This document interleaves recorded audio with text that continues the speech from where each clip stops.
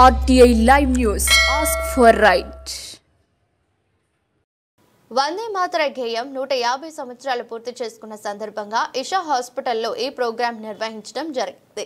ఈ ప్రోగ్రాంలో పాల్గొన్న Isha hospital MD doctor Bharat Reddy, J Venkat Reddy, Isha hospital doctors, Isha సిబ్బంది పాల్గొన్నారు.